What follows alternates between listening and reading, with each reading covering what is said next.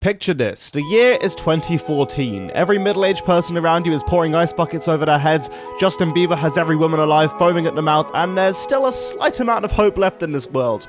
If you can imagine such a time. Your mum picks you up from school, and on the way home, you beg her to stop at your local toy store. You've been locked in at school all week on your best behavior, just thinking, dreaming of this moment. You get to the toy store, and there you see it.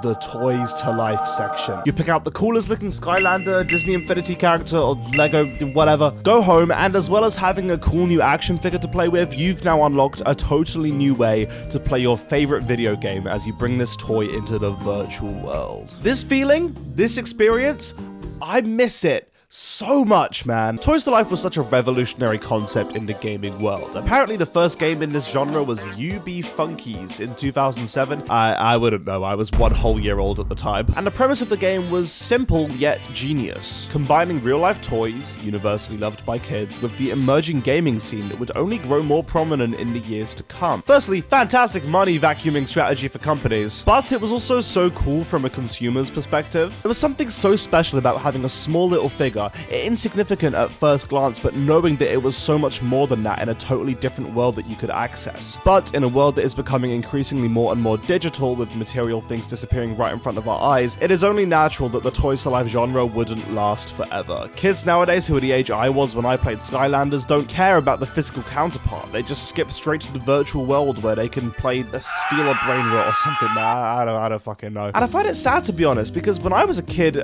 Toys to Life became such a big part of our culture. We'd bring in our best Skylanders to school to rub them in our friends' faces, then ask to go around each other's houses so that we could see them in action. To me, these were social games. To this day, several of the Toys to Life characters that I own were gifted to me by my friends back in the day, and I think that's so cool. Whereas nowadays, if you look at two kids playing together, they're just on like separate iPads next to each other, not talking and just playing soulless garbage. And look, I don't want to be the guy to be like, oh, back in my day it was so much better. Oh, kids these days on their tung-tung sahors and skippities. But I do genuinely think that the death of Toys to Life was fairly impactful in the downfall of social video gaming amongst children. But first, let's delve a little deeper into Toys to Life and really work out what made these games so great and so special, so that we can gain a deeper understanding as to why I miss the essence of these games so much. Before that though, if you do enjoy this video, only 10% of the people who watch these things are actually subscribed, which is crazy to me, so if you could just take a minute to go down that and hit subscribe, it would mean a lot, because I spend a long old time on these videos, okay? And I base my self-worth off of online validation, so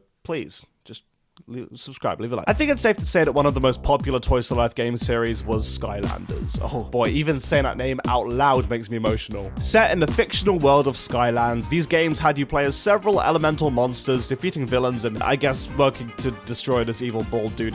That's all I really remember about the plot.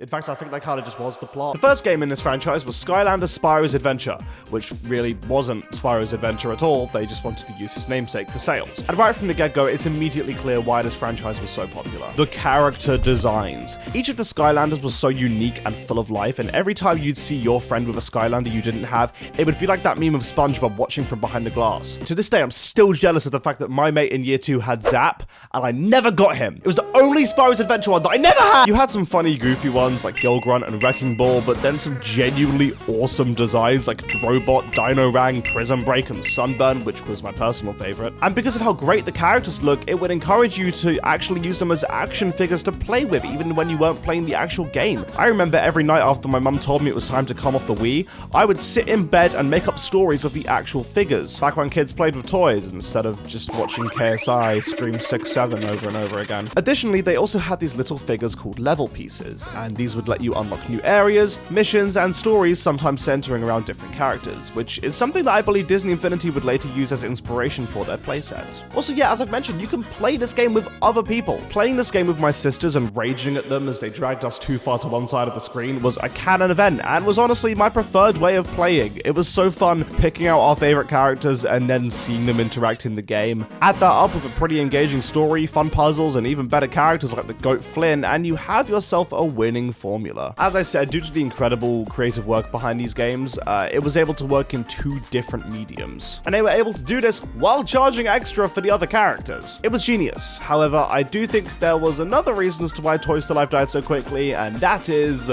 oversaturation. Skylanders in particular kind of got high on their own success, and for the next 6 years, released an entirely brand new game every single year, and it got weird kind of fast. Skylanders Giants was a great game. It expanded on everything that the first game did well, with some even better character designs. I mean, Ninjini, Hothead, Thumpback? Come on, dude, Thumpback? I remember getting this guy from the shops for the first time. It was the best day of my damn life. And the gameplay got smoother too. Perfect sequel, no complaints here. Well done, Activision. Then came Skylanders Swap Force, which honestly had a fairly cool concept. The idea was that all the Swap Force Skylanders had detachable bottom and top halves, which could lead to tons of combinations for different Skylanders you could make.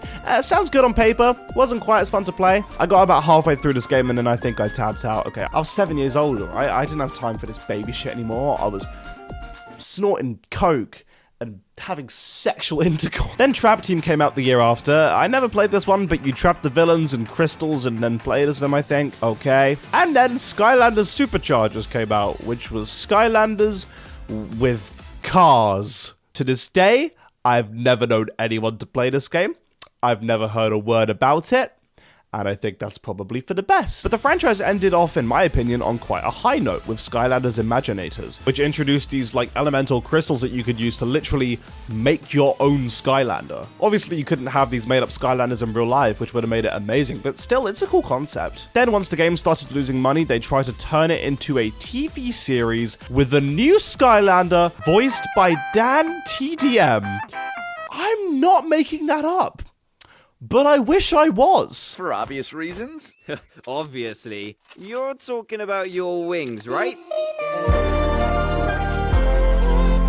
And then after that inevitably flopped, the franchise just kind of fizzled out. It's a shame that they oversaturated it so much because these games really started off as something special. I think because of the fact that these games were also releasing side by side with Disney Infinity, Lego Dimensions, and Amiibo, people got sick of Toys to Life very quickly. Add this on top of what I said earlier in the video about gaming becoming increasingly more digital with less and less physical components, and I guess it was always a recipe destined to fail. But don't you worry, because Skylanders was not the only Toys to Life franchise that my parents wasted way too much money on for me as a kid. Because oh boy, Disney Infinity was arguably even better. Unlike Skylanders, which had to build its world from the ground up, Disney Infinity already had the best blueprint they could have asked for, being, well, Disney. Countless characters and franchises at their disposal, all wrapped together in a beautifully crafted imagination-based game. Disney Infinity has two parts: playsets and the toy box. Playsets were story-based single-player campaigns centering around various Disney movies which you could access by buying separate figurines, whereas the toy box was an open sandbox which you could build pretty much anything in. I was never any good at building things in video games, so my toy boxes always kind of sucked, but the amount of incredible fan-made toy boxes out there are just unreal, especially as the franchise progressed and the possibilities opened up. I recently discovered that all 3 Disney Infinity games are actually on Steam, so I bought them and I've been replaying 1.0, and I hate to say it, but yeah, this game is a whole lot better through rose-tinted glasses. Don't get me wrong, I had fun reliving all these old memories, especially in the Toy Story playset, which I'm not gonna lie,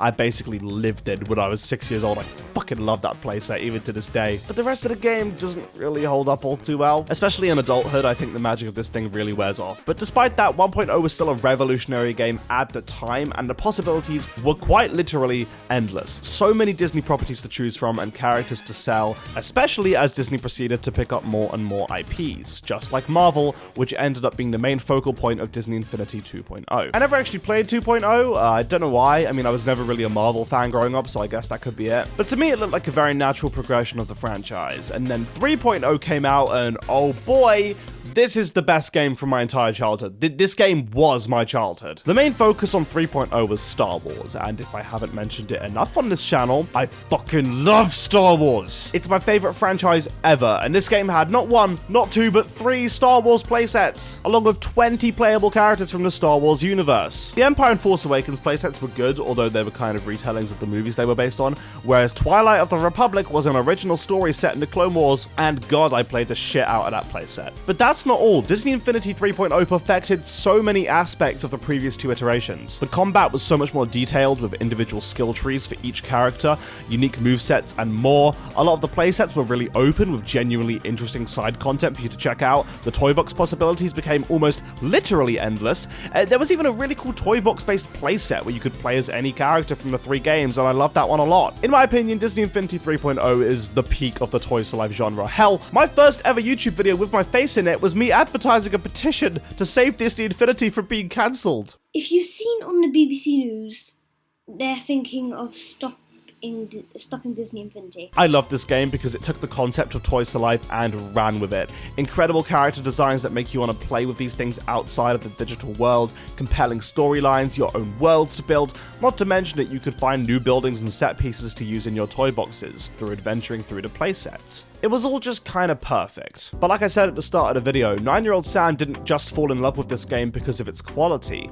He fell in love with this game because of how social it was. Showing my parents which characters I desperately wanted and then waiting desperately for that one time a week that we'd head down to the local toy store and buy one. Then getting back home and taking turns with my sisters to try out the new character, see how they fit into each other's toy boxes. It was just such a perfect experience for kids like me, and I think nowadays watching kids grow up playing slop on their iPads is just, it's kind of depressing to me. I know not all kids just exclusively play games on their iPads now, but it is a pretty concerning amount of them. And no 9-year-old kid now wants to sit down on a sofa with their friends and play split screen with another kid using their physical toys. They'll just sit opposite each other on their iPads, not talking while guarding their mythic Tung Tung Sahur, and it's just kind of sad to me. But I don't want this video to end on a bad note, you know, because it's not all bleak. Because gaming can still be this beautiful experience that brings people together. It's just up to us to show people that. When my little cousin comes round and I take him up to my room to play Spider-Man or Minecraft and I show him the controls and how to build a house, I see how much more it means to him than whatever the fuck's on his iPad. So if Toys to Life has left me with anything, it's a desire to find connection with people through stuff that I'm passionate about. That's the reason why I started making YouTube videos in the first place. Anyway, I know what you're probably thinking at this point. Someone please tell this white boy to stop doing deep philosophical commentary on a children's game. So thank you so much for watching this video. I really appreciate it, guys. Again, if you could subscribe, that would be amazing. And stay tuned for more video essay content in the future where I talk about my childhood and reminisce on the good times that I had now that I'm old and sad. I'll see you all very soon. Thank you and goodbye.